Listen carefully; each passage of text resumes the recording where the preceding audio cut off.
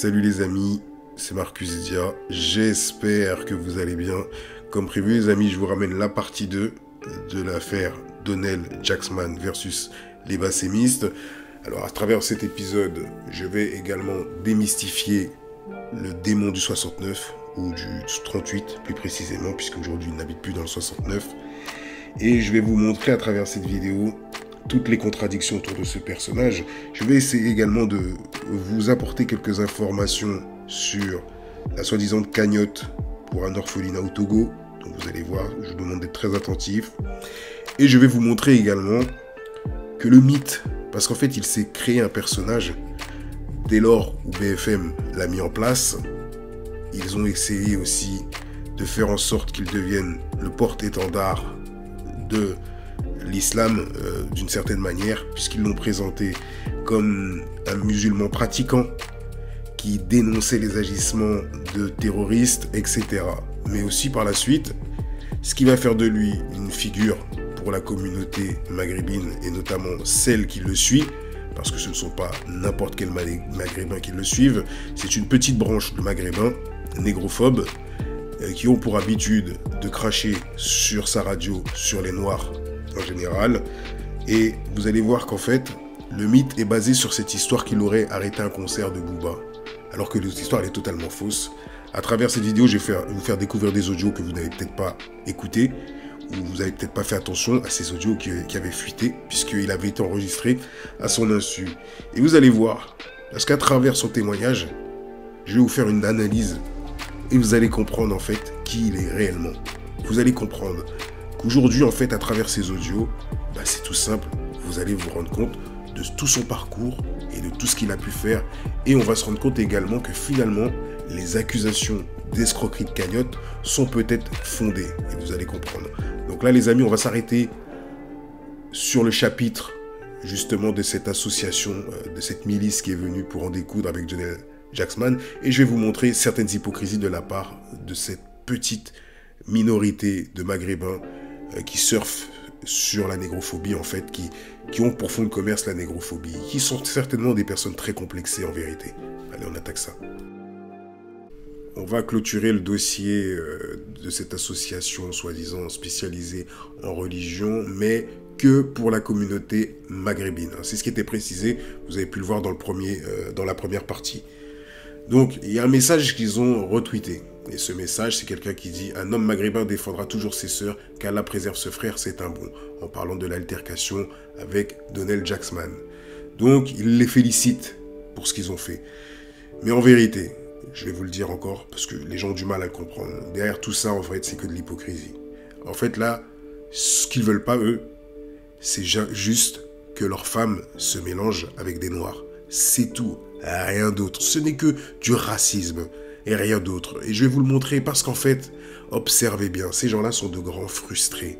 Quand vous observez les discours de Bassem, on observe que ces gens-là mènent un combat pour préserver leurs femmes, préserver les femmes de leur communauté, mais ne se gênent pas pour les afficher, comme on a pu voir Bassem dans un hôtel avec 2 prostituées marocaines. Vous le voyez bien, ils n'ont pas honte. On va voir d'autres images encore dans cette vidéo. Mais c'est pour vous montrer à quel point ces gens-là sont obsédés par le noir qui sort avec leur sœur. Donc ce message-là, en fait, il dit « On défendra nos sœurs ». Non, c'est faux. Regardez, un exemple tout simple. Le rappeur Lorenzo, il a fait un morceau, c'est un hymne national, qui s'appelle « Ma beurette de luxe ». Est-ce que vous les avez entendus s'attaquer à Lorenzo? Non, parce que Lorenzo, il n'est pas noir. Ce qui les intéresse, c'est juste les noirs. Ne cherchez pas. À midi à 14h, c'est les noirs qui les intéressent. Ils sont juste obsédés et complexés par l'homme noir. Point barre.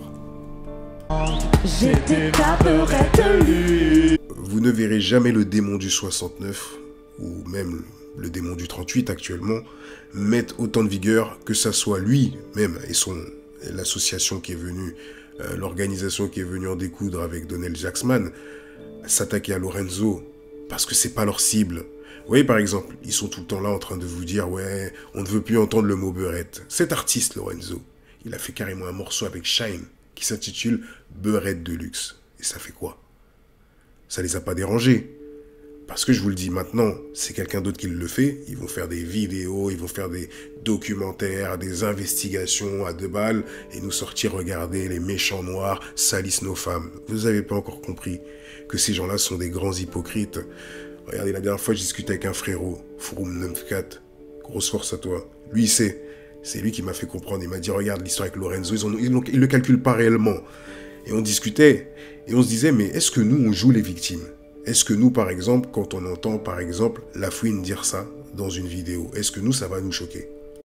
L'enjaillement est total. Je suis en studio avec mes négros, avec mes singes. Oui, à l'oreille, ça peut paraître très brutal. Il dit, je suis avec mes négros, je suis avec mes singes. Bon, il y a l'expression aussi de Caris dans le morceau Zoo où il dit, les singes sortent du zoo. Oui, quand t'entends ça, tu dis, ouais, Lafouine, c'est un raciste, c'est un négrophobe, regarde ce qu'il dit. Non. Parce qu'en vrai, les gens de la communauté noire prennent du recul. Ils savent qui est Lafouine. Ils savent que Lafouine, il n'est pas raciste. Moi, je sais que Lafouine, à 200%, il n'est pas raciste, ni négrophobe. Vous voyez? Parce que nous, on prend du recul. La vieille excuse avec Donald Jacksman, ça, c'est de la négrophobie. Ça, c'est de la négrophobie camouflée. D'essayer de faire comprendre que Donald Jacksman a sali les Maghrébins, sali les femmes maghrébines. Arrêtez avec ça. Ça, c'est de la stratégie de l'hypocrisie malhonnête. D'accord? C'est ce que j'explique en fait.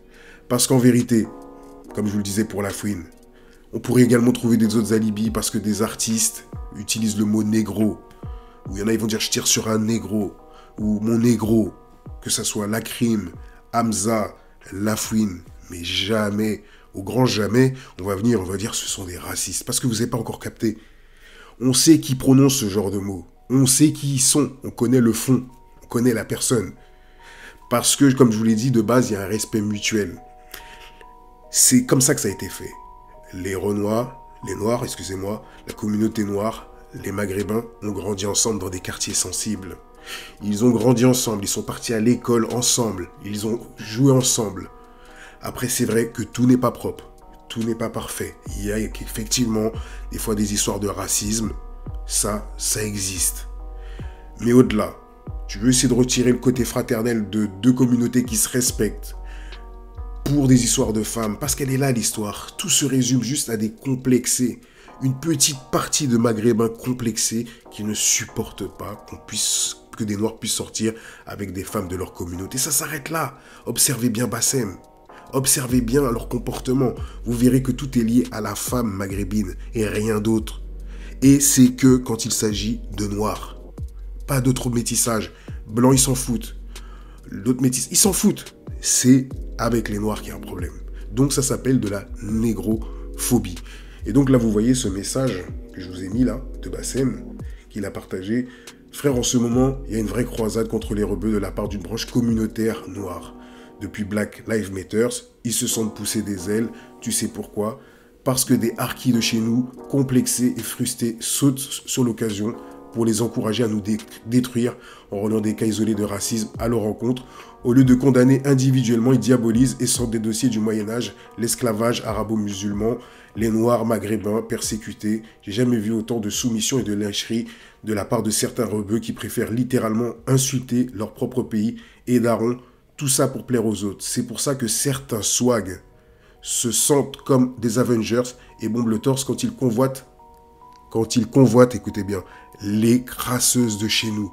Elle est là la conclusion. C'est toujours basé sur une histoire de femme et rien d'autre. Le complexe, il est là. La femme. Ils s'en foutent du reste. Je vais vous montrer les différentes stratégies et contradictions de ce personnage, le démon du 69. Je devrais arrêter de dire démon 69, le démon du 38. Donc, vous voyez, je vous l'avais expliqué dans une vidéo qu'il a cette technique de faire en sorte, ça s'appelle la technique du colon. C'est un peu comme ce qui s'est passé au Rwanda, les conflits entre Hutus et Tutsis, ou même pendant la traite négrière, on mettait des Noirs les uns contre les autres, on choisissait des Noirs avec un teint plus clair, pour les opposer aux teints les plus foncés. Donc là, sa stratégie, c'est simple, il utilise la technique des frères noirs musulmans et des frères noirs qui ne le sont pas. Donc, en gros, c'est ça. Donc là, par exemple, il essaye de toujours faire comprendre aux Noirs musulman, qu'il est derrière eux, qu'il faut qu'ils soient dignes et tout ça. Mais par exemple, je vais vous donner ce passage qui m'a fait rire énormément et qui prouve vraiment qu'on a affaire à un grand manipulateur. Donc là, il y a un Malien qui est en photo avec sa copine. Elle porte le maillot national du Mali. La honte. Quelle honte. Le maillot des aigles porté comme une PUTE par un Efferalgan. Wallah, vous aimez pas vos pays, sac à main de Bamako. Les vrais Maliens te chient dessus. On va suivre le reste de la conversation parce qu'il a affiché une conversation. D'ailleurs, je le soupçonne d'inventer ses propres dialogues qu'il partage. Donc là, la personne lui dit, mais c'est sa meuf, trou du CUL. Il fait porter le maillot de son pays à sa meuf, gogol. Alors, je suis d'accord sur certaines choses quand tu dis, mais des fois, qu'est-ce que tu peux raconter du ramassis de conneries? Et là, il répond, ferme ta gueule, elle porte le maillot convenablement, il y a le nom d'un pays dessus. Retenez bien, il y a le nom d'un pays dessus, d'un peuple où même les Maliennes ne portent pas comme ça. Vous avez écouté? Alors, je vais vous faire visionner une vidéo et vous allez voir. Vous allez me dire qu'est-ce que vous en pensez. Donc, pour tous les Tunisiens du groupe, d'où est-ce que vous venez de Tunisie? Vous venez du nord ou du sud? Ou, comme moi, du centre? C'est quand même marrant de voir notre pseudo-nationaliste maghrébin en train non seulement d'afficher sa sœur maghrébine qui porte le maillot de la Tunisie et de la ploter de cette manière devant des caméras tout en faisant des dédicaces à des gens. Et c'est ce même personnage qui vient faire la morale à un Malien qui est fier de montrer que sa femme porte le maillot national de l'équipe du Mali. Donc, qu'est-ce qui est plus grave? La femme qui porte le maillot ou cet homme qui est en train de dénigrer sa sœur maghrébine, de la faire passer limite pour une prostituée, puisque en fait il est en train de la ploter dans une voiture la nuit? Est-ce que ça, c'est une forme de respect pour sa sœur maghrébine? Non. Est-ce qu'il respecte également le drapeau de son pays? Non plus. Oh putain, il est profond au centre, bref. Donc, petite dédicace, ça va aller tout par deux, hein, de toute façon. Hein. Dédicace à Harmonica, à Dumbledore aussi, aïe aïe aïe. Pour le groupe, à Dr. Ahlel. Et pour mon groupe à moi, Face Maghreb. Donc voilà, après l'effort, le réconfort. Et prenez soin de vous comme d'habitude. Hein. Et puis on essaye de faire les choses au calme. Vas-y, tu peux tirer une grosse fumée pour le groupe? Tire. Ouais, pour Face Maghreb. Yes. Sur ce, très bonne soirée, on se dit à plus.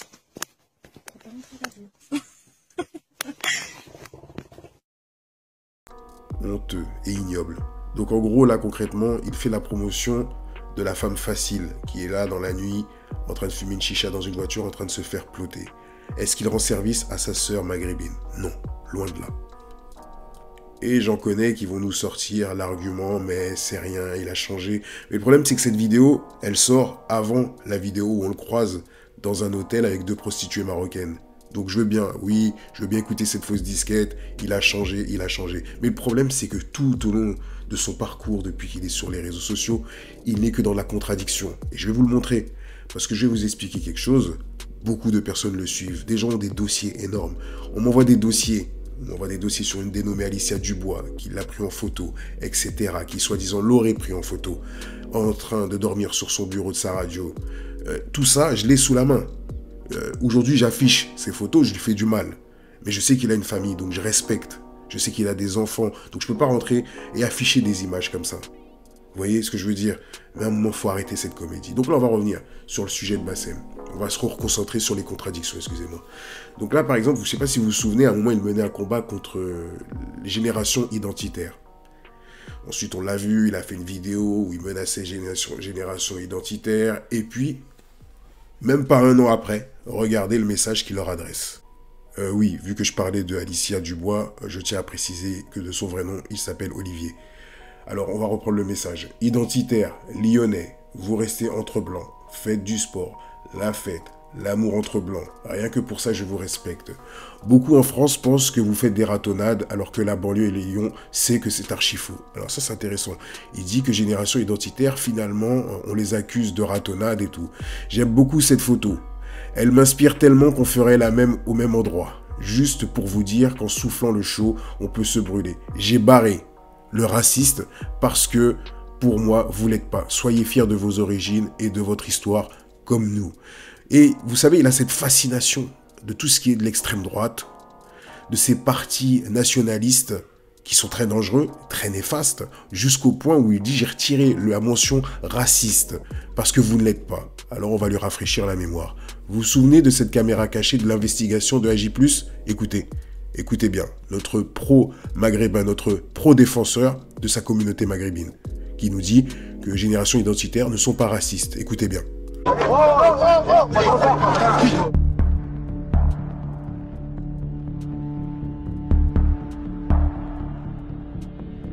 J'ai mis une droite, c'est La meuf là? rien à foutre, meuf, pas meuf, c'est des rebeux. Je vous dis que ce personnage est rempli de contradictions. Regardez, je vais vous faire écouter un passage que même Égalité et Réconciliation ont publié parce qu'ils en ont fait un article tellement ils étaient fiers de Bassem. Et souvenez-vous, Égalité et Réconciliation, c'est un parti de Soral. Soral faisait partie du Front National. Donc, effectivement, tu as le droit d'apprécier Le Pen. Mais quand tu te prétends être un pro-maghrébin, tu dois te dire que quand quelqu'un, et notamment la famille Le Pen, s'amuse à toujours dénigrer l'islam et les immigrés, il faut te poser des questions. Si tu fais partie de ces humains, tu devrais déjà te sentir concerné par le fait que des personnes immigrent, pas parce qu'ils en ont envie, mais parce qu'ils n'ont pas le choix. Oui, je le dis, parce qu'il y a des gens qui nous disent « Ouais, mais il y a certaines personnes qui ne devraient pas immigrer parce que, soi-disant, ils quittent leur pays. » Non, il y a des pays où des gens sont vraiment dans une misère totale, et quand ils viennent ici en espérant gagner de l'argent, ce n'est pas pour eux qu'ils le font, c'est parce qu'ils ont laissé une famille derrière. Donc mettez-vous ça bien dans votre petite tête, les gens qui sont toujours en train d'incriminer les migrants en disant oui, les migrants, ils nous volent notre travail, etc. Ceux qui rentrent dans cette matrix et qui ont cette disquette au fond de leur crâne, vous n'avez rien compris à la vie. Je vous le dis tout de suite. Donc là, on va écouter ce que Bassem il dit justement, parce que Bassem excuse même le fait que Jean-Marie Le Pen aurait torturé des Algériens durant la guerre. Toute cette gauche de merde, je préfère 100 fois Jean-Marie Le Pen. Oui. Absolument, moi je suis d'accord avec toi. Moi je suis d'accord avec toi là-dessus. Il n'y a pas aucun problème. Moi, il peut avoir fait ce qu'il veut en Algérie. C'était dans un contexte particulier. C'était la guerre. Aujourd'hui, les Moudjahidines 2.0 qui n'auraient sans doute pas fait la guerre il y a 50 ans, ils te sortent machin. Moi, je suis désolé. Il a torturé des Algériens, mais il était au service de l'armée française. Il a torturé des Algériens, mais il était au service de l'armée française. Pourquoi je ne valide pas ses propos? Tout simplement, après c'est son choix d'apprécier Jean-Marie Le Pen. Mais le fait de dire que les Algériens ont subi des tortures, mais que c'est normal que Le Pen les ait faites parce qu'il était au service de l'armée française, il veut nous faire comprendre qu'en fait il légitime les tortures en temps de guerre. Ok, c'est son point de vue. Mais le problème, c'est que c'est vrai qu'il y a eu des tortures des deux côtés. Mais quand tu es un Maghrébin et que tu défends une communauté, que tu te prétends être un défenseur de la communauté maghrébine, et quand tu connais l'histoire de la guerre d'Algérie, et ce que les Algériens ont subi, parce qu'ils ont demandé à leur liberté, quand tu connais les formes de torture que des femmes algériennes ont subies, et notamment la torture avec le rat, où on le mettait là où tu sais, ça, c'est de l'ordre du diabolique, du satanisme. C'est inhumain. À partir de là, ce genre de paroles, tu dois même pas les valider. Tu dois même pas dire « oui, il a torturé ». Tu peux dire à la rigueur que tu l'apprécies, mais ne va pas jusqu'à légitimer les tortures qui ont été faites sur des Algériens. Ça, je suis pas d'accord et j'apprécie pas. Je conseille à des gens de se cultiver. Le jour où vous verrez les différentes tortures que les femmes algériennes ont subies et même les hommes algériens ont subies, vous comprendrez pourquoi j'ai beaucoup d'amertume quand j'entends ce genre de discours. Parce que je pense que réellement, certaines personnes devraient s'instruire. Est-ce que vous avez remarqué que depuis que BFM l'a mis en place, à 2 reprises, ils ont diffusé des vidéos sur lui, en le présentant comme un musulman respectueux qui combat les terroristes, et bien à chaque fois que l'extrême droite a besoin d'arguments pour combattre les musulmans, ben ils ont juste à publier des interventions de Bassem. Et en général, ça leur permet de s'attaquer à l'islam. Et donc, par exemple, on peut le voir qu'il y a plusieurs médias qui ont partagé des articles sur Bassem, jusqu'à même Jean Messia, face un partage d'une de ses vidéos et regardez ce qu'il dit. On n'est pas chez nous. Vous êtes dans un pays avec 2000 ans de chrétienté et vous osez faire des appels à la prière aux haut-parleurs à Montpellier et à Lyon. Le coup de gueule de Bassem qui a mieux compris la France que les islamo-collaborationnistes qui la dirigent. Alors vous voyez, ils prennent appui sur les témoignages de Bassem, sur les discours de Bassem. Mais le gros problème, c'est que quand vous prenez les choses que les médias vous diffusent et qu'ensuite vous venez argumenter pour mettre en tort la communauté musulmane, c'est que vous n'avez pas compris la manipulation médiatique. Mais sauf quand c'est un média comme BFM qui vous a mis en avant. Parce que l'histoire des haut-parleurs, vous avez une mosquée, il y a des haut-parleurs à côté de la proximité de la mosquée qui font l'appel à la prière. Juste à côté de la mosquée, ça dérange personne. C'est pas comme si ça couvrait toute une ville. C'est ça le gros problème. Donc à un moment, il faut arrêter ces bêtises. Et soi-disant, on parle de 2000 ans de chrétienté. Oui, mais aujourd'hui, la France prêche la laïcité. Donc toutes les religions doivent vivre ensemble. Donc arrêtons ce cinéma. Et donc c'est pour vous dire que si vous observez, les médias arrivent toujours à relayer les vidéos de Bassem. Et regardez à quelle vitesse ils ont relayé, les politiques et les médias mainstream ont relayé l'histoire de Sergi avec le gars, le négrophobe. Ce qui s'est passé à Sergi. Et également ce qui s'est passé avec la caissière qui a insulté la caissière de Salle Noire, etc. Ça va très vite. Et j'avais fait une publication pour vous expliquer le taux de manipulation autour de ça, qui est le but ultime, c'est de créer un chaos, une guerre entre deux communautés. Le fait d'attiser et de diviser. C'est pour ça que je vous ai dit, je voulais présenter ce personnage, le démon du 69 ou du 38, comme un allié du système. Parce qu'en vérité, lui, il a fait énormément de dérapages. Il a eu des propos très tendancieux, négrophobes, et pourtant, vous verrez aucun politique, aucun média mainstream relayer ces dérapages. Posez-vous la question pourquoi ils ne le font pas. Et là, étrangement, ils vont piocher sur les réseaux sociaux quand le gars à Sergi parle. Des fois, Bassem, il est en top tweet par rapport à des propos qu'il a eus, tendancieux, négrophobes. On n'a jamais relayé, aucun média n'a jamais relayé ces insultes ou ces propos racistes. Donc à un moment, il faut se poser des vraies questions. Et tant que vous n'aurez pas compris ça, vous n'aurez pas compris qui est ce personnage. Je vous le dis clairement. Donc là, par exemple, on va regarder encore une contradiction, une nouvelle contradiction de la part de notre cher démon du 38. Salam alaikum les gens, Bassem Vénitieux 692. J'aimerais faire une vidéo football avec vous pour m'adresser aux ultras, les supporters. Je parle des supporters, des ultras. Les ultras, dans tous les clubs, t'as des ultras. Moi, on m'a beaucoup parlé, et encore une fois, ça va rejoindre un petit peu la mentalité que j'ai. On m'a beaucoup parlé des bad guns ici à Lyon. Ouais, Bassem, les bad guns, ouais, les bad guns ci, les bad guns ça, les... Ouais, voilà, blablabla, vous connaissez ici, ça, les clichés et tout. Mais bon, les clichés font l'humanité. Un jour, il y a un frère blanc. Donc dans ce passage, il parle des ultras, des bad guns. Donc je vous fais un court résumé, sinon la vidéo va être trop longue.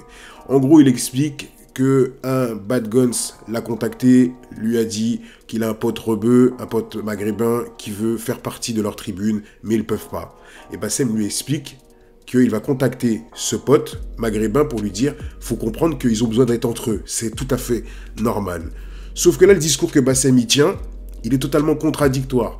Parce qu'à une époque, les bad guns avaient agressé un agriculteur, si je ne me trompe pas, et Bassem avait menacé les bad guns qu'il ne pourrait plus remettre les pieds à Lyon. Et justement, Lyon a porté plainte contre lui, le club de Lyon a porté plainte contre lui, regardez, le blogueur Bassem Braiki, condamné après avoir menacé les bad guns. Donc vous voyez un petit peu, c'est une girouette. Vous voyez, quand je vous dis que ce mec-là, c'est une vraie trompette, c'est qu'il fait du bruit pour rien, mais en vérité, il se contredit tout le temps. Posez-vous la question, faites des recherches et observez quel genre d'individu se contredit régulièrement. Ne me dites pas l'être humain se contredit tout le temps, c'est totalement faux. On appelle ça des manipulateurs, point barre. Maintenant, on rentre dans le vif du sujet, la partie qui m'intéresse le plus dans cette vidéo. Donc vous savez que depuis quelques semaines, j'ai fait des vidéos sur lui pour dénoncer ses manipulations et je fais un jeu avec lui en fait. Et il ne l'a pas capté, il ne l'a pas compris. Et observez bien que depuis plusieurs semaines, il se défend sur ses réseaux sociaux sans cesse. Tous ceux qui connaissent son travail sur les réseaux sociaux se sont rendus compte qu'il parle beaucoup, qu'il se défend, Et moi j'ai fait des publications et à chaque fois il répond dans la foulée. Et donc j'ai fait une publication pour le tester. Et là, regardez ce que j'avais mis. Avez-vous observé que ça fait 2 semaines que Bassem se justifie sur ses réseaux sociaux? Et croyez-moi, ce n'est pas le fruit du hasard, car le hasard n'existe pas. S'est-il justifié sur les cagnottes et l'association au Togo? PS, on demande d'arrêter d'attiser la haine, même ton patron n'arrive plus à te suivre, et pourtant c'est un champion dans ce domaine. Je parlais du diable. Et donc, bien entendu, quand je lui dis ça, qu'est-ce qu'il va faire? 24 heures après, il va sortir une vidéo pour expliquer qu'il y a une vidéo qui témoigne que l'argent a bien été réceptionné au Togo par rapport à l'orphelinat. Écoutez. Ouais, salam alaikum, bande d'enculés. Y a un frère là qui va faire passer un message, je crois. Et on est tous ensemble. Là, ouais, on est tous ensemble. Wallah, là, oui, bien sûr qu'on est tous ensemble. Le frère dont il parle, qui est censé faire cette vidéo, habite au Togo. Et c'est lui qui est à la tête d'une association. Mais nous allons comprendre ça par la suite. Mais en vérité, Bassem nous avait déjà annoncé, au moment où il montrait qu'il avait fait un virement de cet argent vers une association, et cette même association devait ensuite virer l'argent là-bas sur place. Souvenez-vous, regardez, écoutez. Évidemment, bien sûr, il y aura une vidéo directement où le frère va nous montrer que le virement est bien arrivé chez lui. Et ça, c'est très très important, mesdames et messieurs. En vérité, l'homme avait déjà fait la vidéo, sauf que ce monsieur l'a fait directement sur sa chaîne YouTube. Et forcément, Bassem ne l'a pas relayé parce que l'intervention et le discours du monsieur n'est pas assez convaincant. On va mettre le passage. Alhamdulillah, salatu wassalam ala rasulillah wa ba'd. Nous sommes aux dates du 19 mai 2021. Nous sommes en date du 19 mai 2021, soit 7 jours après que Bassem ait viré la cagnotte à Precious Life Charity qui est située en France. Et Precious Life Charity ensuite doit envoyer de l'argent à une association. Vous allez suivre. Retenez bien le panneau. Cet orphelinat est en construction depuis janvier 2021. Orphelinat numéro 1, Al-Istikama. Retenez bien tout ça, parce que ça va être très important pour la suite. Écoutez ce qu'il est en train d'expliquer, le monsieur. Parce que logiquement, Bassem, lui, il a fait une cagnotte. Il a dit qu'il demandait la moitié, plus une autre partie, pour construire un orphelinat. Or, cet orphelinat est en construction depuis janvier 2021. Écoutez bien la suite. Masha'Allah, le travail évolue ici. Alhamdulillah, comme vous le voyez. Merci beaucoup. Et monsieur Bassem et sa communauté. Comme vous le voyez. Je remercie Bassem et sa communauté. Mais en vérité, cet homme n'est pas censé connaître l'existence de Bassem. Parce que Bassem a récolté de l'argent pour l'association Precious Life Charity. Donc on a ordonné à ce monsieur de remercier Bassem en vidéo. Precious Life Charity n'a jamais dit que Bassem faisait partie de l'association. Et Bassem, souvenez-vous, dans une de mes vidéos que j'ai sorties, il disait que Precious Life Charity, c'était des rats qui étaient sur le terrain, des mecs de cité, des terres qui sont dedans depuis longtemps. Et je vous avais montré que le moment où il avait fait cette vidéo, l'association avait 1 mois d'existence, déjà dans un premier temps. Souvenez-vous de toutes ces vidéos, vous n'avez qu'à les revisionner et vous allez voir par vous-même. Donc là, au fait, l'homme est en train de faire ça, mais ça n'a pas dû convaincre Bassem puisqu'il ne l'a pas publié. Allez, on continue. Pour le reste, allez vous faire enculer, hein, j'ai que ça à vous dire. Force à la communauté TH. Force et honneur. Soyez fiers de vous. Donc là, je vais couper ce passage parce que en gros, il va nous sortir sa vieille tchatch à 2 balles. Ouais, on fait des efforts, ne vous inquiétez pas, on n'est pas parfait, mais Allah qui nous récompense. Bref, la vieille tchatch à 2 balles. Derrière un vieux délire de nationalisme qui est interdit en islam. Et d'ailleurs, ce message s'adresse, ce que je vais mettre comme message là, que je vais publier, qui vient d'un imam, sachez une chose, ça concerne Bassem, également cette soi-disant association qui a mis en exclusivité la vidéo sur Donald Jacksman pour faire comprendre qu'il faut lutter contre ceux qui s'attaquent aux Maghrébins, à la communauté maghrébine, qui justement n'apporte que des renseignements et de l'enseignement sur la religion musulmane, que exclusivement pour des Maghrébins. Déjà à la base, ça, c'est contraire à l'islam. Donc ce message que je vais diffuser là concerne les personnes comme eux. Ce concept-là du nationalisme, bien évidemment étranger à l'islam, car son propos tout simplement est de créer l'unité d'hommes et de femmes sur la base de critères familiaux et tribaux.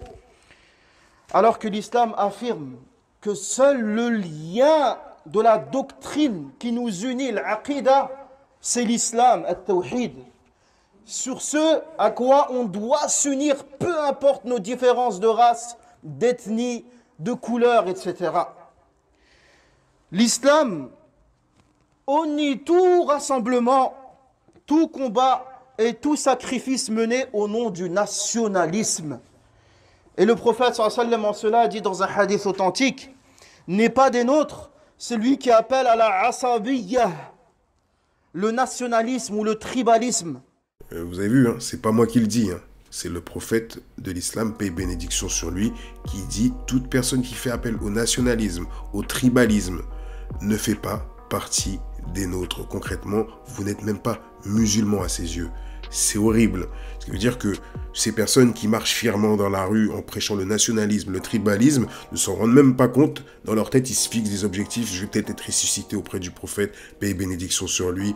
Mais au final, vous ne serez ni à côté de lui et vous ne serez certainement pas au bon endroit. C'est tout ce que j'ai à vous dire. Donc, alhamdoulilah, le virement, il est bien arrivé avec la vidéo du frère. Il y a eu 8000 et quelques, mais il y a notre cagnotte à nous qui a été de 4500, si mes souvenirs sont bons, je me rappelle plus.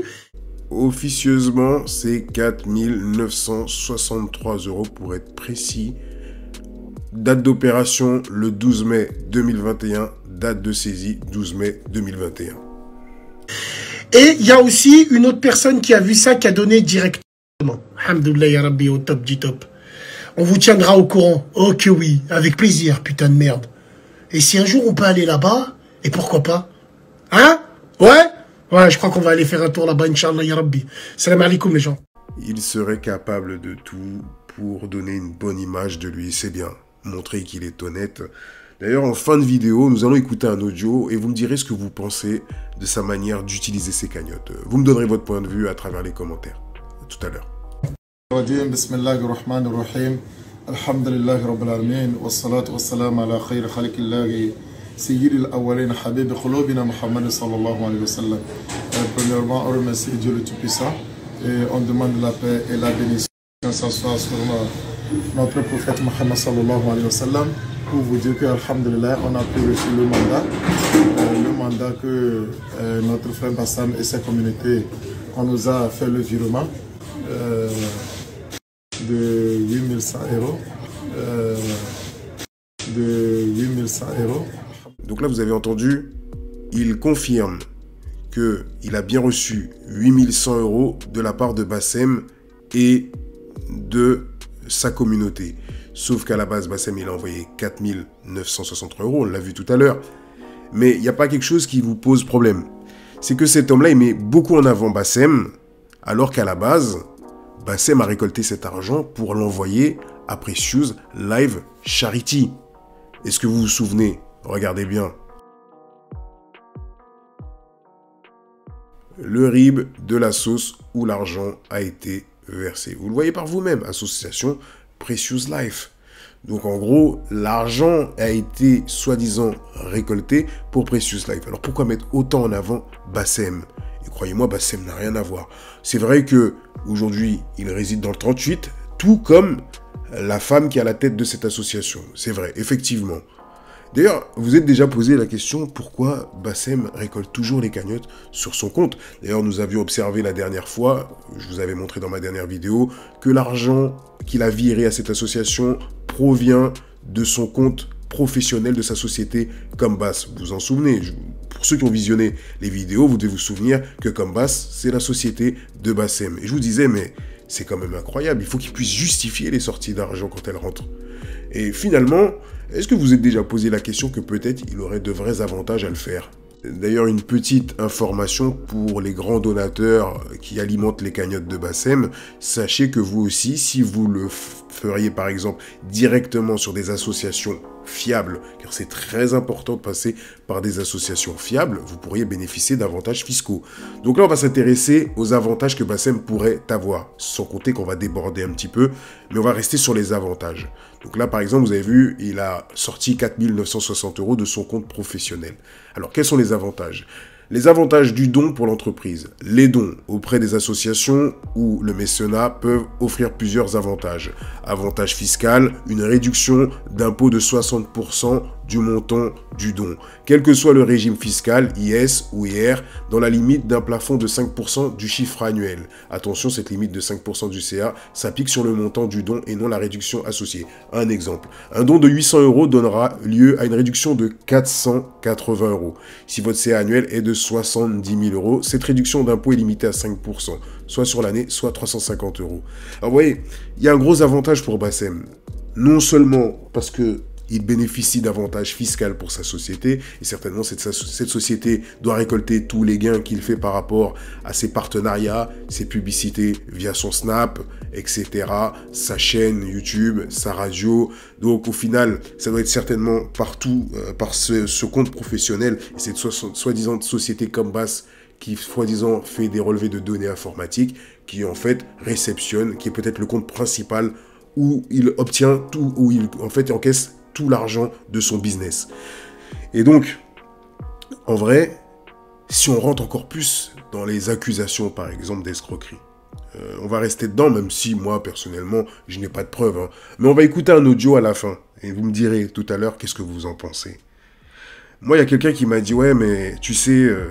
parce qu'il y a eu beaucoup d'accusations d'escroquerie de la part de Bassem, et notamment le procédé que je vous avais expliqué. Il dit qu'il veut par exemple 5 000 € sur ses cagnottes PayPal. En fait, une fois qu'il fait sa capture d'écran, qu'il a atteint ses 5 000 € de cagnotte PayPal, il continue à laisser la cagnotte tourner, mais il a déjà fait une capture d'écran fixée sur les 5 000 qu'il pourra diffuser, publier par la suite à ses abonnés en disant « Ouais, regardez, on a récolté la somme qu'on souhaitait. » Mais en vérité, il peut très bien également laisser la cagnotte tourner. Et la personne me disait, tu sais, imagine, Bassem, il a, admettons, 500 000 abonnés. Sur 500 000 abonnés, 10% seulement lui donne 1 €. Il prendrait énormément d'argent. Et le problème, c'est que les gens ne peuvent pas savoir combien il va récolter, puisqu'ils ne voient pas en direct l'argent qu'il perçoit. Alors, moi, qu'est-ce que j'ai fait? Je me souviens qu'une fois, je m'étais renseigné et j'avais vu qu'il était chez Influence Life. Et à l'époque, avant qu'il ne soit plus avec Influence Life, cette agence d'influenceurs, il avait 700 000 followers de disponibles sur Snap. Donc, ce qui veut dire, vous prenez 10%, soit 70 000 abonnés qui le suivent sur les 700 000. Allez, on va exagérer. Vous prenez 5%. On va dire maintenant 5%, 35 000. Ces 35% donnent juste 1 € à Bassem. J'ai bien dit 5% sur les 700 000. Donne juste 1 €. Et bien Bassem, il peut prendre 35 000 € sur ses cagnottes sans que personne ne le sache. Mais en général, les gens sont plus généreux. Ils donnent 10 €. Donc imaginez si Bassem faisait vraiment cette stratégie à faire tourner les cagnottes jusqu'à ce qu'il obtienne une certaine somme, prenne le surplus pour lui. En plus, non mais vous imaginez, bien entendu, jamais on va accuser Bassem. Je ne pense pas que Bassem soit aussi malhonnête, surtout que c'est quelqu'un de croyant, c'est un musulman. Jamais il trahirait sa communauté. Donc personnellement, toutes ces personnes qui se prétendent être proches de lui, qu'il dénonce dans des escroqueries de cagnottes, je pense que c'était simplement des jaloux. Alhamdulillah, on a pu reçu. Inch'Allah, un peu de temps, vous aurez l'évaluation des travaux. Que Allah vous bénisse, que Allah merci d'avoir récompense. Barakallahu fikum wa sallallahu ilaykum. Et on n'oublie pas aussi la prière va directement sur notre présidente Inès Boumeza. Là, ce qui me choque, c'est qu'il dit notre présidente Inès Boumeza. Donc, qui est Inès Boumeza? C'est tout simplement la présidente de l'association Precious Life Charity, qui est également une auto-entrepreneuse. Et d'ailleurs, l'adresse actuelle de l'association, c'était l'ancienne adresse où elle vivait. Et aujourd'hui, elle habite ailleurs. Et ce qu'il faut souligner, c'est que depuis le départ où Bassem nous parlait de cette association, Precious Life Charity, il nous la présentait comme une association de mecs de rats de cité. C'est totalement faux. Ce n'est pas du tout une association de rats de cité. Et bien entendu, par rapport à tout ce que j'ai pu vous montrer dans les vidéos, on a bien observé que cette association était déjà soi-disant sur le terrain avant même d'avoir été créée, ce qui est totalement anormal. Donc Bassem, quand nous, on te posait la question de savoir, peux-tu nous donner des explications justement sur l'association et les cagnottes, c'est de ça qu'on te parlait. On ne te demandait pas de nous envoyer un témoignage de cet homme qui d'ailleurs lui-même dit que c'est la présidente, c'est notre présidente, alors que lui-même en fait est le président d'une association qui s'appelle l'association Lumière et Certitude qui est en place. Et c'est très facile de le voir à travers les différentes œuvres qu'il a pu faire au sein de son association et qu'il a diffusées sur sa chaîne YouTube. Et c'est d'ailleurs pour ça que tu peux le voir travailler avec différentes associations sur sa chaîne YouTube. On peut voir des vidéos qui remontent à 8 mois, 6 mois. Et quand on connaît l'existence de Precious Life Charity, qui est de 6 mois, dis-toi bien qu'il y a 8 mois, Precious Life Charity n'existait pas en tant qu'association. Donc, aujourd'hui, nous montrer ce personnage comme si c'était un responsable de l'association, c'est totalement faux. Ala Benas, la présidente de Precious Life Charity. Un peu de temps, vous aurez tous les rapports. Barakallahu fikum wa ahsanallahu ilaykum. Wassalamu alaykum wa rahmatullahi wa barakatuh.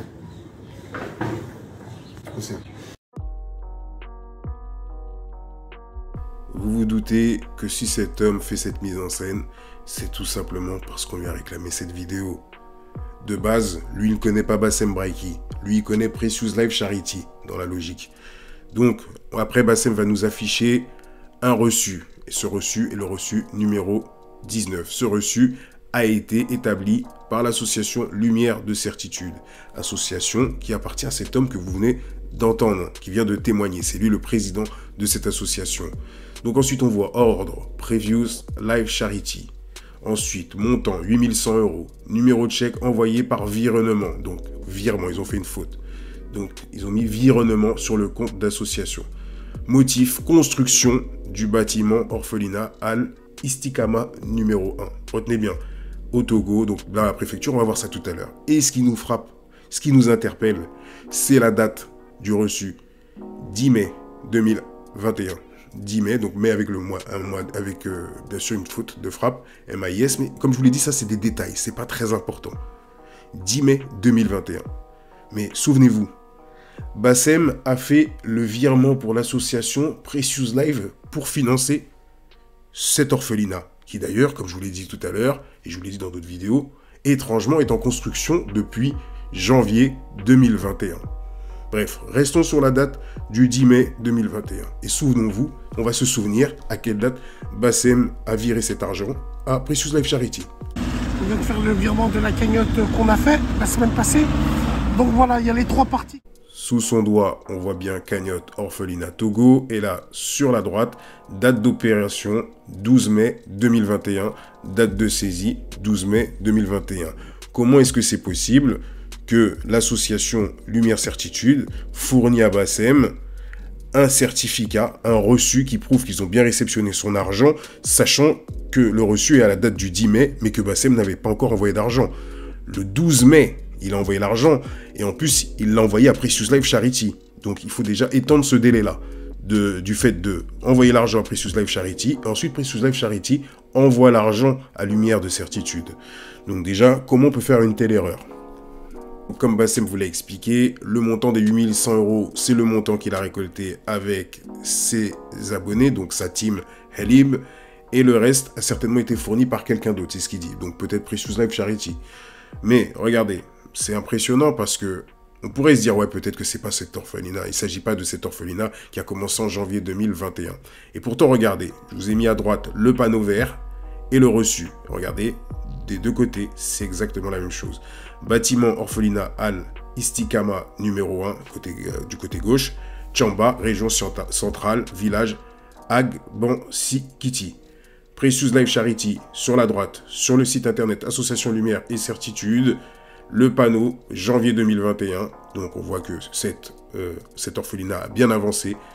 Exactement le village Agbansikiti, préfecture de Tchamba. Et regardez, orphelinat numéro 1, pareil, Al-Istikama. Et c'est dans cet orphelinat que l'homme, au départ, rentre pour expliquer que tout s'est bien passé, qu'il a bien reçu l'argent. La vidéo que Bassem n'a jamais relayée, mais cet homme-là avait déjà remercié Bassem en rentrant dans cet orphelinat. Sauf que quand tu montres cette vidéo-là, tu te dis, les abonnés de Bassem, ils se disent quoi? Bah attends, c'est pas un orphelinat qui est censé être construit? Grâce à notre argent, comment ça se fait qu'il est déjà presque terminé? Il est là le problème. Donc tout à l'heure, je vous ai précisé que Lumière de Certitude est une association et le président, c'est cet homme que vous avez vu en vidéo, Souraji Tchala. Donc, on peut voir par exemple qu'au mois de janvier, il posait déjà les premières briques et qu'il se présente comme ceux qui sont en train d'exécuter la construction. Donc lui, il fournit la main-d'œuvre avec son association. Donc là, on voit après, on peut voir au mois de mars le panneau Precious Life Charity. Et au mois de mai, on voit cette vidéo où il rentre, cette vidéo qui n'a pas été partagée par Bassem, où il remercie Bassem et sa communauté. Et on voit que l'orphelinat est presque terminé. Donc Bassem, lui, il présente un concept, il présente un projet, excusez-moi, à sa communauté en disant on va faire construire un orphelinat. Mais ce n'est pas du tout une construction d'un orphelinat, puisque l'orphelinat est déjà en cours de construction et en fin de construction. C'est totalement différent. Et là, je vais vous montrer différentes œuvres que ont pu faire l'association Lumière de Certitude pour que vous puissiez la dissocier avec Precious Life Charity. Alors, on va regarder ça tout de suite. Là, par exemple, c'est un donateur simple. Donc ça fait partie d'un des premiers puits qui a été construit en 2020. Et ça a été exécuté par l'association Lumière de Certitude. Donc là, pareil, il s'agit d'un particulier qui est passé par Association Lumière de Certitude pour la construction d'un puits. Donc là, on voit le numéro 12. C'est très important de retenir les numérotations. Ici, nous sommes, par contre, avec une association, l'association Oxygène. Bien entendu, ils n'ont pas fait 40 puits. Là, c'est le 40e projet. Donc, avec association Lumière de Certitude. Donc, vous voyez, ils travaillent avec différentes associations. Eux, ils fournissent la main-d'œuvre. Donc là, pareil, là, nous sommes au 52e projet. C'est l'association Oxygène qui passe par l'association Lumière de Certitude.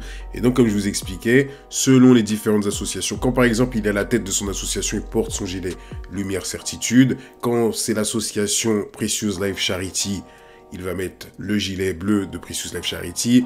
Quand par exemple c'est Besoins sans frontières, eh ben, les gens sur place vont porter le gilet Besoins sans frontières. Et tous ces gilets sont faits sur place. Je vous l'avais montré dans la dernière vidéo. Donc voilà, je vous montre encore un autre exemple. Et donc là pareil, c'est l'association Besoins sans frontières qui passe par l'association Lumière de Certitude, 75e projet. Donc ça peut être même le reçu 75. On ne sait pas comment il fonctionne. Ou peut-être le reçu 11 ou le reçu 9, puisqu'on voit que les derniers, par exemple, relevés, des reçus pour Precious Life Charity, c'est le reçu 19. Donc voilà. Alors, information de dernière minute, la construction de l'orphelinat est terminée. Donc comme ça, je prends de l'avance, je prends les devants par rapport à Bassem, qui certainement comptait vous l'annoncer dans 2-3 mois. Et bien cet orphelinat qui est en cours de construction depuis le 21 janvier est terminé. Voilà. Bon, on peut passer à autre chose. Alhamdulillah, le bâtiment est déjà fini. Inch'Allah, il reste quelques retouches qu'on va faire sur le bâtiment. Un peu de temps, vous aurez l'inauguration de notre centre Al-Istiqama, le bâtiment de ces orphelins, là où ils vont dormir, là où ils vont se faire leurs besoins. Que Allah vous bénisse, Inch'Allah. On va clôturer cette vidéo avec ce dernier dossier. Et pour moi, ce dossier il est très important parce que ça résume, ça définit qui est le démon du 69. C'est quelqu'un qui aboie beaucoup, mais qui ne mord pas. Parce que, vous savez, c'est BFM qui l'a mis en avant, qui lui a donné une grande visibilité quand il est passé chez eux. Mais il y a également l'affaire du Red Room à Lyon, où soi-disant il prétend avoir interdit Booba de mettre les pieds à Lyon. Alors qu'en fait, c'est juste que le concert a été annulé par rapport à un arrêté préfectoral. Et souvenez-vous de ce message de Bassem, où il est en train de s'encenser et il se fait passer pour un super-héros au niveau de sa communauté. Soyez fiers, mes frères. On a fait ça propre pour l'honneur du Maghreb. L'honneur du 69 pour nos sœurs les vraies, pour nos vrais frères blacks, qui ont toujours grandi avec nous, mais que ce genre de tapette essaye de diviser en chansons. Et Wallah, Eli, c'est qu'un début. Là où tu iras en France, les frères t'accueilleront de la sorte, Inch'Allah. Vidéo dans la journée. PS, Maghrébin Harki, qui le suçait, vous n'êtes pas concernés, bande de schmeta maghrébine. Et là, genre, je suis Booba, RIP Eli, 25 mars 2016. En vérité, c'est totalement faux. Et la vérité est tout autre. L'homme se chiait dessus et suppliait les propriétaires du Red Room d'empêcher Booba de faire le concert pour qu'il ne puisse pas perdre sa face, puisqu'il s'était engagé à faire une fellation à Booba si jamais Booba se déplaçait à Lyon. Et il avait peur de se manger la pire des humiliations. Donc il va passer par les propriétaires du Red Room, les supplier. Il va leur demander un arrêté préfectoral. Il va également contacter quelqu'un qui est proche de Booba, Brahim, pour le supplier. Et les audios vont fuiter. Bien entendu, il a été enregistré à son insu, mais c'était pour lui donner une punition. Et vous allez voir à un moment, et c'est pour ça que c'est important, il y a plusieurs faits qui sont importants, et notamment un moment où il va parler de cagnotte. Et vous allez comprendre qu'en fait, ce passage remet en doute l'honnêteté de cet homme au niveau de ses cagnottes. Nous allons voir ça tout à l'heure. Mais pour l'instant, écoutons ce florilège où on voit l'homme en train de se rabaisser de peur, justement, de perdre la face aux Lyonnais. Pardon, je voulais dire par rapport aux Lyonnais. Allez, on écoute ça. Donc d'entrée, vous allez voir qu'il conserve le même verbe qu'il a actuellement. Il aime bien dire « j'utilise pas le mot négro ». Écoutez comment il définit Booba. Ça commence tout de suite. Dis-lui que sa mère, c'était gros de merde. On travaillera à nous. Non, si j'avais su que c'était toi, ma mère la pute, je fais ni de vidéo, rien. Ma mère, c'est une pute. Sur ton blog là de terrorisme et tout ça, j'arrive à pirater ton truc, et puis après toi il te ferme, tu vas me dire Jamel, quand même. Non, mais Jamel, je fais mon truc et tu viens, tu fais ça. Jamel, arrête de parler comme ça. Je savais pas que c'était vous. Lui, je le connais, toi aussi, je savais pas que c'était vous. Je savais pas. Oh, je savais pas, Jamel. Là, on n'est pas en train de crier au manque de respect ou la haja comme ça. Quand j'ai parcouru le blog, j'ai vu lui. On veut la maintenir, moi je te dis qu'il n'y aura rien. Tu sais, le seul truc qui me pose problème, c'est qu'il y a des gens maintenant qui ont peur, ils envoient des messages. Mais moi je peux te dire que les gens, ils parlent tous pour rien. Si maintenant ce jour-là, il y aura quelque chose, tu sais ce qu'on peut faire, nous aussi on peut dire quoi? Parce que chanter, comme tu dis, lui il va chanter derrière ses carlouches. Il va chanter derrière ses carlouches, il n'aura rien du tout, il va chanter. Toi, ton honneur, il sera rabaissé, comme tu dis, parce que tu as juré sur que tu ferais quelque chose à ce moment-là. D'accord. Par contre, après, les semaines d'après, s'il se passe quelque chose, t'es conscient que c'est toi qui t'en prends. Je suis responsable. Non, là c'est toi qui t'en prends. Je suis responsable. C'est-à-dire les semaines d'après, ça veut dire que tu me menaces nous pour aller. Jamel, je te menace. Arrête de jouer avec les mots. Je te menace. Sors la vidéo. En plus, sur Periscope, vous êtes là, les gens ils jacquent. Vous avez vu le contexte quand je l'ai dit ça? Non, c'est les bouches de vieilles, les gens qui l'a filmé, qui l'a mis sur Facebook, gros. Passé, tout le monde serait content. Maintenant, je suis sous bracelet. Il arrive Haja au Red Room, j'en prends la responsabilité. Je vais les voir, je leur dis c'est moi qui ai fait. Mais pas, ils sont au courant, les gendarmes, j'en ai avec eux. Rien qu'ils les appellent, depuis c'est la merde. Hein, voilà, je te le dis. Ouais, c'est pas ils t'ont appelé par rapport à quoi? Tu vas te déposer à la vidéo. Non, par rapport à la vidéo. Mais non. Ça fait quoi dans la vidéo? Qu'est-ce que j'ai dans la vidéo? Smahli, incitation à la haine. J'ai parlé sur Facebook avec David Mexata, je lui ai dit.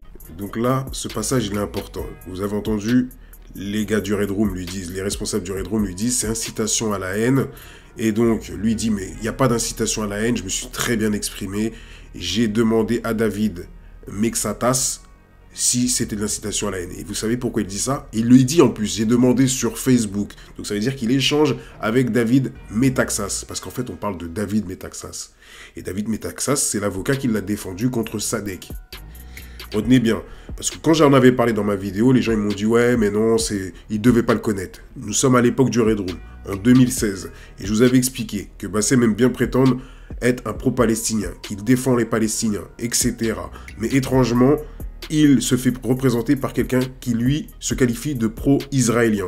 Donc, je remets les deux passages, et c'est pour vous montrer l'incohérence dans le discours de ce personnage. On continue la thèse complotiste. Donc Bassem se présente comme un pro-maghrébin, un pro-palestinien également dans des vidéos. Et on va se rendre compte que pour l'affaire de Sadek, quand il se fait tabasser en bas de chez lui, il va prendre comme avocat David Metaxas. Il aurait pu prendre un autre avocat d'origine maghrébine. On dira, bon, il a cherché peut-être à prendre le meilleur avocat puisque c'est un avocat lyonnais, un réputé. Mais quand on connaît les positions de Bassem sur la Palestine, qui se présente comme un pro-palestinien, je pense qu'il aurait choisi un autre avocat que David Metaxas. Ensuite, et du coup je me suis dit, plutôt que d'en parler, je vais aller voir. Cela fait une énorme différence avec l'opinion des antisémites de banlieue qui prennent parti pour le côté palestinien sans même savoir de quoi ils parlent. Vous avez entendu, ils qualifient les pro-palestiniens d'antisémites de banlieue. Donc là, forcément, sachant que Bassem joue le pro-palestinien, il devrait qualifier Bassem d'antisémite de banlieue. Et il n'aurait aucun intérêt de défendre Bassem qui, lui, de son côté, dit qu'il est plus ou moins pro-israélien et Bassem pro-palestinien. Comment un soi-disant pro-palestinien va prendre un pro-israélien pour le défendre? Alors, Marcus est complotiste? Allez, on continue. Je lui dis, incitation à la haine, où j'ai dit, prenez les armes, venez devant. On fait comme les Finènes, on va manifester pacifiquement. Frère, tu vas m'apprendre des vidéos à moi, je sais jouer avec les mots. je ne menace pas. En aucun, je sais que les vidéos elles sont vues. On n'a menacé personne. Quand tu regardes la vidéo de long, de large, de travers, il y a pas, on va t'enculer. Oh Salim, tu ne dis pas pour l'honneur de Lyon. Tu veux pas nous rendre un petit service là, non? Mais t'as pas compris, mais tu serais venu. Non, moi je te ramène Jules. Hakabi, je te ramène des rappeurs. Qui me gêne, Bassem. Ouais, mais toi, je sais dans quel m'attristais. La vie de ma mère, Bassem, il essaye de mettre à l'amende. On est de Vénitieux, on est des frères, frère. Normalement, tu discutes pas avec moi. Écoute-moi, quelqu'un qui. Ouais, comme tu dis, normalement, ne discutez pas. Non, arrête de me dire normalement, tu discutes pas avec moi. Quelqu'un, tu vas dans son travail, il n'y a pas son travail. Frère, comment tu parles avec ta bouche, Vélo? Mais wallah, mais regarde. Écoute, Bassem, je vais te dire un truc. Moi, tu sais, c'est quoi qui me gêne? C'est même pas la soirée. C'est en fait comment t'as osé faire tout ça sans venir nous voir avant et t'as lancé un truc. T'es venu nous emmerder comme ça. J'ai dit, Bouba, tu viens, je te suce. Mon fils, à l'école, ça commence à lui dire Haja. Salim. Mais pourquoi t'as parlé, c'est ça? Salim, jamais apprendre. C'est pas moi le monde de la nuit. Il vient pas. Tu fais une annulation préfectorale. Tu perds pas tes couilles. Je perds pas mes couilles. Il perd pas ses couilles, lui. Arrêté préfectoral, c'est la mairie qui nous a dit on peut rien faire. Après, maintenant, au niveau du Red Room, frère, tu vas perdre la soirée. Si c'est des clients qui te manquent, on va te ramener. Et me dis pas, ouais, mais on a plein de clients, haja comme ça. Je connais des gens, je connais des rappeurs, tu les fais ramener, ils viennent blèche. J'ai qu'une seule parole. Il vient chanter seul. Je vais t'expliquer une chose. Si t'annules Bouba, Salim, Rabbi Amini, des mecs comme Rof, des mecs comme tout ça, j'étais au téléphone avec eux, ils attendent que ça. Wallah, on te fait venir gratuit. On passe à un autre enregistrement. Et cette fois-ci, écoutez bien. Il est en train d'essayer de négocier avec quelqu'un qui est en contact avec Bouba et qui est sur Lyon également et qui devait s'occuper de la soirée. Et écoutez bien avec précision ce qu'il va dire à un moment par rapport aux cagnottes. Il m'appelle. C'est lui qui m'appelle. Vous avez vu? Allô? Plus de batterie, frère. Plus de batterie, d'accord. T'as pas essayé de me rejoindre? T'as dit quoi? Ouais, t'entends très mal, frérot. J'ai pas compris, t'as dit quoi, Bassem? Mais t'entends très mal, je t'entends très peu, frérot. Excuse-moi, tu m'entends mieux là? Ouais, c'est bon. Alors, quand est-ce que tu viens à Vrai? Sûr. Je vais essayer de venir pour lundi, je crois. Lundi, mardi. Frère, mais Bassem, t'inquiète, je vais venir. Mais comme tu m'as dit, tu vois, regarde. Toi, à peu près, c'est quoi? Toi, tu veux que je négocie avec eux?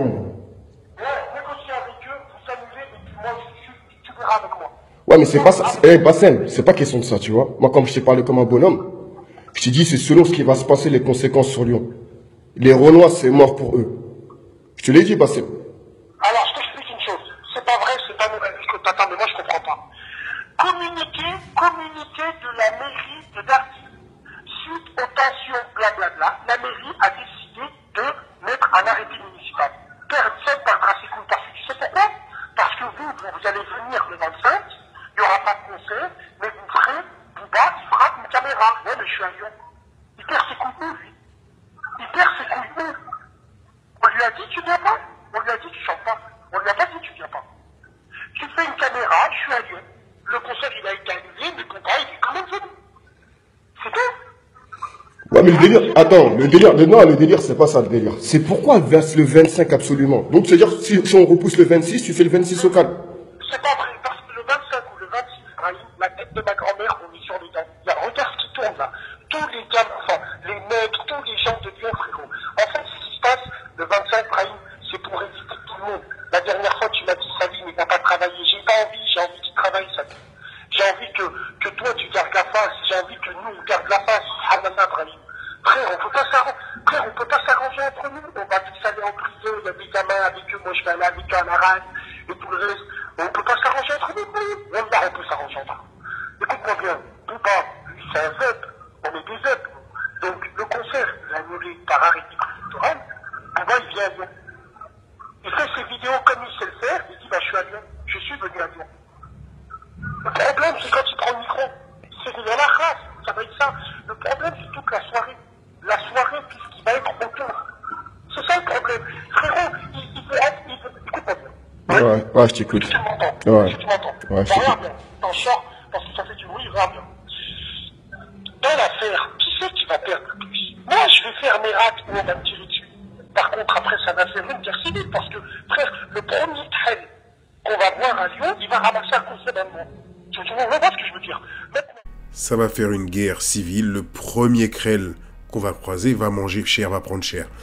Donc là, concrètement, il sait que son discours divise, attise la haine, et que ça peut limite faire une guerre civile. Donc là, vous n'avez toujours pas compris. Nous sommes en 2016. Et pourtant, si vous observez, depuis 2016, il a amplifié son discours, il l'a durci. Donc en fait, il sait depuis 2016, il est conscient que ça peut porter préjudice à deux communautés qui sont proches, qui ont grandi ensemble. Non, il s'en fout. Et il a fait de son fonds de commerce cette division. C'est-à-dire que son fonds de commerce, à base de propos à la limite de la négrophobie, c'est fait pour créer des divisions, pour que la communauté maghrébine et la communauté noire se tapent dessus. C'est ce qu'il a fait. C'est pour ça que je vous dis que cet audio résume le personnage. Nous sommes en 2016. Je vous remets le passage. Par contre, après, ça va faire une guerre civile, parce que, frère, le premier train qu'on va voir à Lyon, il va ramasser un conseil d'allemand. Vous voyez ce que je veux dire? Maintenant, Brahim, il va faire quoi? Il va renforcer la sécurité. Il va appeler les flics. Il va appeler ci. Il va tout perdre. Il va perdre de l'argent dans ces soirées. Hakkarapit, il va plus en perdre. Et en plus, il va perdre sa boîte de nuit parce que Dardy, c'est que des Guarons. Oh, il y a un foyer, dis-le-tu. Hein. Il y a un foyer. Moi, j'ai entendu des gamins dire, ils veulent rentrer des voitures, les brûler. Je sais pas quoi, ce carton, hein. Donc, moi, je te dis, Brahim, viens, on négocie entre eux. Dis-leur d'arrêter tout. Après, toi et moi, on voit ensemble. T'as ma parole comme tu veux, viens chez moi. On voit ensemble. Je fais une vidéo. Bouba, il n'a pas perdu ses couilles, il a dit qu'il allait venir. Salim, il n'a pas perdu ses couilles, il a dit qu'il allait venir. Et moi, quand je fais une vidéo, tout Lyon m'écoute. Tout Lyon. C'est pour vous que je dis ça. Après, si c'est pour de l'argent, Brahim, je fais des cagnottes, la tombe de mon grand-père, on vous rembourse. Vous avez entendu? Je vais vous le remettre quand même. Si c'est pour de l'argent, sur la tombe de mon grand-père, ne t'inquiète pas, on va te rembourser. Je fais des cagnottes. Dans la logique, tu fais des cagnottes, comme il le faisait et comme il l'a toujours fait, c'est soi-disant pour aider des gens dans le besoin. Et souvenez-vous, à plusieurs reprises, et je vous ai mis un audio où justement un de ses anciens amis dénonçait ces cagnottes, en disant que en vrai, avec l'argent des cagnottes, il allait voir des prostituées, il achetait des trucs, il se faisait plaisir. Donc en fait, quand il récolte cet argent, comment il fait pour justifier à ses abonnés qu'il peut utiliser l'argent, par exemple, pour rembourser, soi-disant, 15 000 € d'avance à Booba, que le Red Room vont perdre si Booba ne les donne pas, puisque eux, ils ont avancé 15 000 €. C'est ce qu'il va dire à la fin. Mais posez-vous la question, comment il fait pour justifier cette sortie d'argent, puisque logiquement, il prend cet argent pour l'offrir à des gens dans le besoin. Donc il faut forcément qu'il y ait un surplus pour qu'il puisse faire ça. Donc réfléchissez bien. Après, si c'est pour de l'argent, Brahim, je fais des cagnottes, la tombe de mon grand-père, on vous rembourse. Ma mère, la pute, on vous rembourse. Moi, je suis un grand fils de pute. Hakkarab, on vous rembourse. Et après, Brahim, avec tout ça, on apaise les tensions, et avec ça, on travaille la main dans la main. C'est-à-dire, aujourd'hui, j'étais contre le Red Room, mais demain, j'irai leur faire de la pub. Hakkarab, j'irai leur faire de la pub. C'est quoi, Bassem? Je vais te dire un truc. Moi, on m'écoute. T'as vu le délire? C'est quand je parle, les gens, ils m'écoutent. Bassem, laisse-moi réfléchir. Je vais voir comment je vais faire. Attends. Bassem. Ouais. Ça va rester entre nous. Ouais. Brahim, écoute-moi bien, frérot. Achid, est-ce que tu me crois quand je te dis, si je t'avais connu avant, jamais j'aurais fait de vidéo, Brahim? Tout le monde me dit du bien de toi. Il n'y en a pas un, il m'a dit, Brahim, c'est un fils de pute. Tout le monde me dit du bien de toi. Tout le monde. Tout le monde. Aujourd'hui, si on n'a pas niqué le Red Room, la Haja comme ça, c'est par rapport à toi. La tête de mes fils, c'est par rapport à toi, Brahim. Demande à Omar quand je lui dis, Brahim, je le kiffe. Oh, Brahim, je t'explique une chose. Un autre fils de pute, il aurait eu la vidéo que moi j'ai. Hakallah, il l'aurait mis en place. Hakallah, il l'aurait mis en place. Et c'est là où tu dois te dire, Bassem, il veut pas sauver sa propre face. Je veux sauver l'honneur de Lyon, ici, frérot. Parce que nous, Lyonnais, regarde Morphée, la vidéo qu'il a fait, il a dit, mais Bouba, vas-y pas, tu vas faire rester des gens. Et en plus, tu vas recevoir. Il va recevoir. Mon frère, il va même avoir des beurettes en mini-jupe envoyées par nous. Des beurettes qui vont être là. Mais en vrai, c'est pas des beurettes. Elles vont être dans le concert. Et peut-être... Est-ce que vous avez entendu le nombre de fois qu'il a dit le mot beurette? Ce qui veut dire, ce mot qu'il veut pas que des gens puissent prononcer dans des clips, parce que soi-disant, ça représente des femmes faciles, et ben lui-même les qualifie de beurette. Réécoutez, je vous remets le passage et regardez comment ce type est un manipulateur et un schizophrène. C'est-à-dire qu'en fait compte, il vous dupe depuis le début. Lui-même valide le mot beurette, alors que soi-disant, il dit qu'il veut interdire les gens d'utiliser ce mot dans des clips. Mon frère, il va même avoir des beurettes en mini-jupe envoyées par nous. Des beurettes qui vont être là, mais en vrai, c'est pas des beurettes. Elles vont être dans le concert. Et peut-être elles auront haja comme ça. Maintenant, Brahim, je te menace pas, mon frère. Personne perd ses couilles. On peut être encore sauvé par l'arrêté municipal. Non, Bassem, comme je t'ai dit, moi, personne me menace, je te l'ai dit. Mais gros, t'inquiète, moi, je vais venir, je vais voir comment je peux faire. T'as capté le délire. Je vais voir comment je peux faire. Avant mercredi, tu me vois. Avant mercredi, tu me vois. Je vais te dire oui ou non. Direct, tu vas savoir. Direct. Ouais, je suis sûr, comme ça, les autres, tu vas me dire non. Après, il arrivera. Voilà, tu vois. Mais je vais essayer de faire mon mieux. Je vais voir comment je peux faire. Bassem. Je suis un bonhomme ou je suis pas un bonhomme? Tu es un bonhomme. T'inquiète pas. Juste ça. Laisse-moi attraper, t'inquiète pas. T'inquiète même pas. Frère, on est des musulmans. Brahim, regarde, on est des musulmans, ça veut dire dans la connerie, on est déterminé, mais on a un grand cœur. Brahim, t'as ma parole d'homme. Si tu rends de 15 000 à Salim, si vous lui rendez, et même Bouba, normalement, c'est un Z, Bouba, il doit dire, écoute, vu la tension, garde la caution. Après, Brahim, tu t'arranges avec moi. Je partage ton magasin sur mes murs Facebook, ma mère la pute, tu rempliras jamais tes caisses de quand tu te la remplir. Vous comprenez rien, vous réfléchissez pas, les frères. Toi, tu penses à Bouba, pense à toi, mon pote. Tu prends des commissions, demain, je vais dans ton magasin, je fais une vidéo, je suis un fils de pute si tu rentres pas 1 000 € par jour.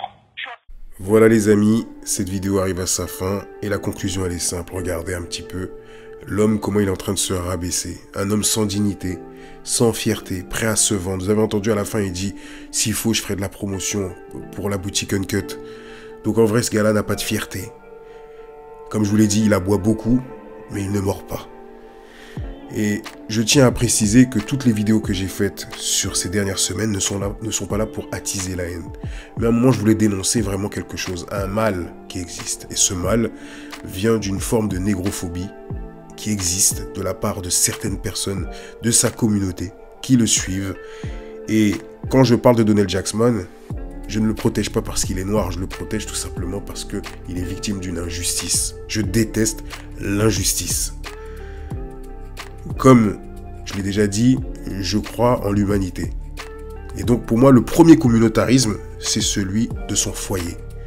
Le premier communautarisme, c'est celui d'aider les siens dans son propre foyer. C'est-à-dire sa famille, ses enfants, sa femme, sa mère, ses parents en fait. Et je pense également que le communautarisme de prévention est également utile. Quand par exemple, vous savez que sur le plan économique, une communauté a du mal à avancer, qu'on la soutienne financièrement pour qu'elle puisse se relever, je pense que c'est nécessaire. C'est un communautarisme utile, comme ce qui a pu se passer aux États-Unis pour les Afro-Américains, une fois qu'ils se sont rendus compte qu'ils se faisaient lyncher et qu'ils étaient haïs de tout le monde, méprisés, ils ont créé leur propre économie. Ça, c'est l'instinct de survie. Pour moi, j'appelle ça du communautarisme de prévention. Au-delà, le communautarisme qui rejette les autres, je ne suis pas pour. Et bien au contraire, je dirais que nous sommes sur Terre, avant tout, pour s'apprécier et s'aimer. Donc les amis, sachez-le, toutes les vidéos que j'ai pu faire ces derniers jours, ce n'est pas pour attiser la haine ou diviser. J'essaie juste de vous faire comprendre. J'ai fait un long travail sur ce démon du 69 pour vous faire comprendre qu'à la base, ce type est un idiot utile qui travaille pour le système. Peut-être que lui, il n'en est pas conscient, mais le système, eux, savent qu'il est très utile. Voilà les amis. Je tiens à remercier Moussa19 qui, entre-temps, a fait un don pour la chaîne avec un don Tipeee. Merci mon frérot, Moussa19, grosse force à toi. Je remercie également les premières personnes qui ont acheté les t-shirts sur le site inspectadiawear.com. Merci également parce que c'est une forme de soutien en achetant ces t-shirts.